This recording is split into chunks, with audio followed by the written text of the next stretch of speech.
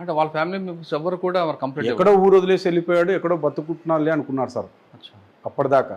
మేము చెప్పేంత వరకు అది చనిపోయిన సంగతి కూడా తెలియదు వాళ్ళకి. అలాంటి కేసుని డిటెక్ట్ చేశాము. తర్వాత 2015లో ఒక మర్డర్ కేసు, అది రోడ్ యాక్సిడెంట్ కింద క్లోజ్ చేశారు. కానీ అది దృశ్యం టైప్లోనే జరిగింది, సినిమా మాదిరి. రోడ్డు పక్కనే అది ఎందుకంటే సార్ వాడు చంపింది వాళ్ళ రిలేటివ్ అమ్మాయిని ఒక అబ్బాయి ఇష్టపడ్డాడు. ఆ అబ్బాయిని అదర్ క్యాస్ట్ అనమాట. వీడు అబ్బాయి ముస్లిం, ఆ అబ్బాయి ఎస్సీ బై క్యాస్ట్. ఆ ఎస్సీ బై క్యాస్ట్ పిల్లోడు మా అమ్మాయిని చేసుకున్నాడు కదా అని చెప్పేసి తీసుకుపోయి మాటలు చెప్పేసి వాడిని ఊరవతల పోయి చంపేశారు.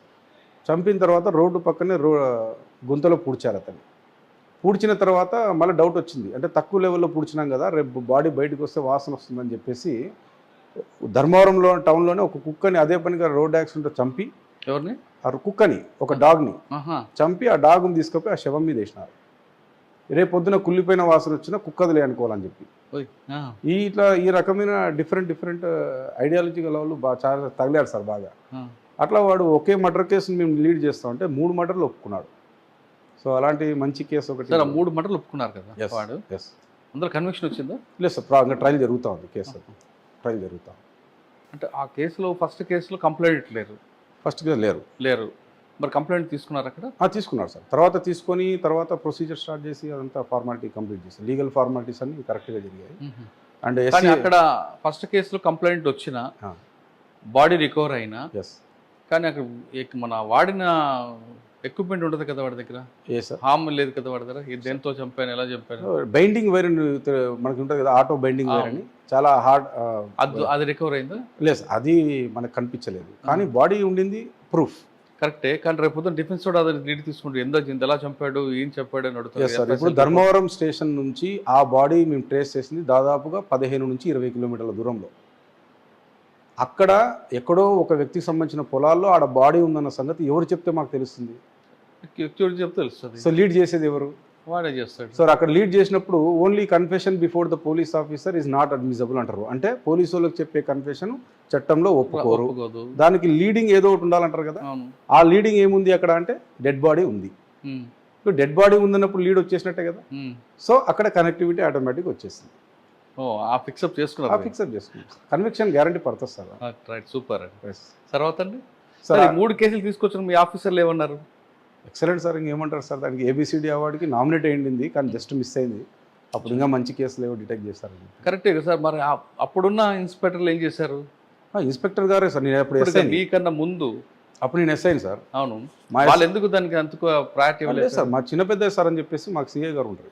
ఆయన మేమందరం కోఆపరేటివ్గా చేస్తాం దాన్ని. అంటే లీడ్ ఇచ్చింది మేము అనమాట, ఇంట్రాగేషన్ చేసింది మేము. అంటే వాడు అంత కరడుగొట్టిన క్రిమినల్ ఎలా బ్రేక్ అయ్యాడని సార్ మనం పేషెన్స్గా కూర్చోవడం. ఎమోషనల్ బ్రేక్ చేశారు. ఎమోషనల్ బ్రేక్ 100% జరిగింది సార్ అక్కడ. ఎందుకంటే కొద్దిగా రెచ్చగొట్టాం వాడిని. నువ్వేం పెద్ద ఇదేం కాదు కదరా అంటే, వాడు టెంప్టేషన్ అయిపోయి నేను వాళ్ళకంటే పెద్దోడిని వీళ్ళకంటే పెద్దోడిని అన్నాడు. ఒక మర్డర్ చేస్తే వాళ్ళకంటే పెద్దోడిని ఎట్లెత్తారా అంటే, ఎవరు చెప్పినాడు సార్ నేను ఒకటి చేసినా అని, నీ దగ్గర 3 చేశానని చెప్పాను. సో అది పోలీస్కి బెనిఫిట్ అయింది. ఆ రకంగా మేము చూస్తే అది నిజమా కాదా అని చూస్తే 100% అన్ని ఇంటర్లింక్ వచ్చేసాయి. అక్కడ మాకు మంచి అప్రిషియేషన్. సూపర్. తర్వాత అండి సార్, దాని తర్వాత మేము పట్నం స్టేషన్ అని చెప్పి, అండ్ ముదిగుబ్బ కదిరికి మధ్యలో వస్తుంది అనమాట. అది సత్యయేసు బాబు సార్ మాకు అప్పుడు ఎస్పీ గారు ఉన్నారు.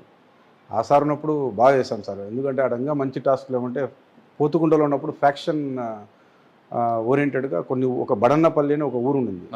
ఆ ఊర్లో ఎక్కువ ఇష్యూస్ వస్తుంటాయి రిపీటెడ్గా. ఎలక్షన్ మారిపోయింది కాబట్టి గవర్నమెంట్ మారిన వెంటనే కొట్లాడుకునేది ఇవన్నీ జరుగుతా అంటే, ఒకరిని తీసుకొచ్చి ఫిజికల్గా కౌన్సిలింగ్ అంటే ఏందో ఆ రోజు మేము చేసాం సార్. Excellent officer sir. అట్లా ఆఫీసర్స్ ఎక్సలెంట్. ఫిజికల్ కౌన్సిలింగ్ అంటే మీనింగ్ వేరే. ఫిజికల్ కౌన్సిలింగ్ అంటే ఆ మజానే, ఐ మీన్ ఆ భయం సార్. మెయిన్ పోలీస్ అంటే భయం ఉండాలండి. దాని తర్వాత కంట్రోల్ అనేది ఎలా అయిపోయిందంటే, మనం ఎన్ని లీగల్ యాక్షన్స్ తీసుకున్నా అంత కంట్రోల్ రాస్తాం. అంటే నేను బియాండ్ ద లా మాట్లాడకూడదు, being the law abiding officer, but నిజం ఇది. అలా కంట్రోల్ చేస్తేనే సిస్టమ్ కొంతమంది మారుతారు, సెట్ అవుతారు. ఎవరు స్కూల్లో టీచర్ అయినా అంతే కదా సార్. ముందు మాట చెప్తాడు, వినకుంటే బెత్తం వేసి కొడతాడు. ఎందుకు ఆ ఇంట్లో అమ్మానైనా అంతే కదా. అమ్మానైనా 2 దెబ్బలేసి మార్చాల పిల్లోని అనుకుంటారు. మేము వేస్తే అది ఇల్లీగల్ అయిపోతుంది. ఓకే. తర్వాత దాని తర్వాత సార్ పోతుకుంట ట్రాన్స్ఫర్ అయిపోయాము. దెన్ పట్నం పోలీస్ స్టేషన్లో పీస్ఫుల్గా జరిగింది. ఓకే.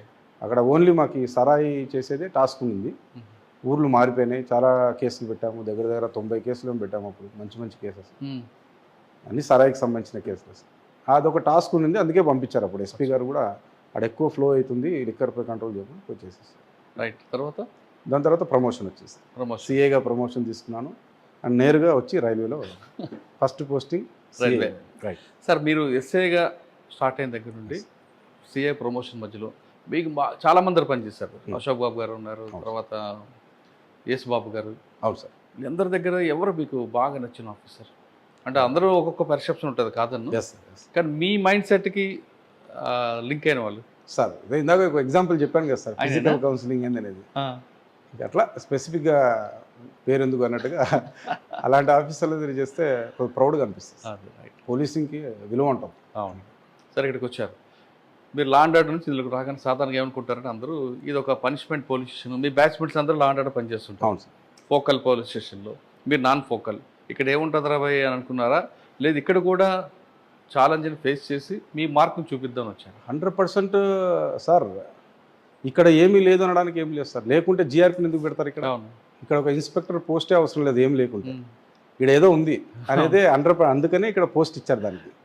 సార్, ఇక్కడ నేను వచ్చినాక అబ్జర్వ్ చేసింది, నేను 2021 జూన్లో రిపోర్ట్ చేశాను. ఇక్కడ 6 months అప్పుడే అయిపోయింది 2021.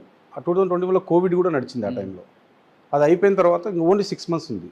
ట్రైన్స్ కూడా అప్పుడు కోవిడ్ టైంలో పెద్ద ఫ్లో కాలేదు. ఒక్కసారిగా తగ్గిన తర్వాత ట్రైన్స్ అన్నీ బాగా ఫ్లో అయినాయి. ట్రైన్స్ ఎప్పుడైతే ఫ్లో అయినాయో మళ్ళీ అఫెన్సెస్ స్టార్ట్ అయినాయి. స్టార్ట్ అయితే ఓకే, ఎలా ఉంటుంది అబ్బాయి ఇక్కడ దొంగతనం అంటే క్లూలెస్ నుంచి క్లూలోకి పోవాలి కదా, ఎలా ఉంటుంది అని చూస్తే లక్కీగా సార్ మీరు నమ్మరు, ఒక నోటోరియస్ క్రిమినల్ని పట్టుకున్నాము. ఒక బీటెక్ స్టూడెంట్ చదివిన పిల్లోడిని. బీటెక్ స్టూడెంట్ చదివిన పిల్లోడు ఉమేద్ అలీ జిన్నా అతని పేరు, హైదరాబాద్ నుంచి వచ్చాడు. అతని గురించి ఇన్ఫర్మేషన్ తీసి నీట్గా సెర్చ్ చేస్తే అతని దగ్గర మేము 67 తులాల బంగారు రికవరీ చేశాం. ఒకటే ఫస్ట్ బాలే 6 పడిపోయింది. 6? ఎస్. ఎలా పడిపోయిందంటే సార్, నీట్గా విత్ ప్రూఫ్, వాడు రిజర్వేషన్స్ ఎవ్రీథింగ్ టాలీ చేసుకొని వాడు ఎక్కడెక్కడ తిరిగాడో మొత్తం మ్యాపింగ్ చేసుకొని కొట్టేస్తాం. ఎలా అండి ఒకసారి చెప్పండి ఆపరేషన్? సార్, కంప్లైంట్ ఎవరు సార్? కంప్లైంట్ కాదు, డైరెక్ట్గా మేము ఇక్కడ కంప్లైంట్ ఆల్రెడీ కొన్ని కేసెస్ రిపోర్ట్ అయినాయి. ఈ కేసెస్ రిపోర్ట్ అయిన కేసులు తీసుకున్నారు, డేట్స్ అవన్నీ తీసుకున్నాము. డేట్స్ అన్నీ నోట్ చేసుకున్నాము. ఏ ట్రైన్లో జరిగాయి ఆ ట్రైన్ నోట్ చేసుకున్నాము. సరే, take the reservations of all those trains. Reservation అన్ని కలెక్ట్ చేస్తాము. రిజర్వేషన్స్ కలెక్ట్ చేస్తే ఒక కామన్ నేమ్ కనబడుతుంది ప్రతి చోట. అంటే ఒకసారి జిన్నా అని ఉంటుంది, ఒకసారి ఉమేద్ అని ఉంటుంది, ఒకసారి హుస్సేన్ అని ఉంటుంది, అట్లా డిఫరెంట్. ఏజ్ గ్రూప్ 25 years అది కామన్ ఉంది. సో కామన్ ఉంది. మేము కలెక్ట్ చేసింది కూడా 20 నుంచి 30 years ఏజ్ వరలోనే తీసుకున్నాం. నంబర్ సిమిలర్గా కనబడుతుంది అని చెప్పి చూస్తే ఏ నెంబర్ అయితే వాడు ఇచ్చాడో ఆ నెంబర్ నాట్ వర్కింగ్ అని వస్తుంది. రైట్. సో ఫేక్ నెంబర్ ఇచ్చాడు వీడు, రెగ్యులర్ నెంబర్ ఇవ్వకుండా ఫేక్ నెంబర్ ఇచ్చాడు. ఎవడు వీడు అని చెప్పి మొత్తం ఆరాధిస్తే మా దాంట్లో ఇప్పుడు రైల్వేలో ఒక సిస్టమ్ ఉంటుంది సార్, అడ్వాన్స్ బుకింగ్ కూడా మేము తెలుసుకోవచ్చు. వాడు గతంలో రిజర్వేషన్స్ చేసుకొని తిరిగిన ప్రాంతము ప్లస్ అడ్వాన్స్ రిజర్వేషన్ కూడా తెలుసుకోవచ్చు.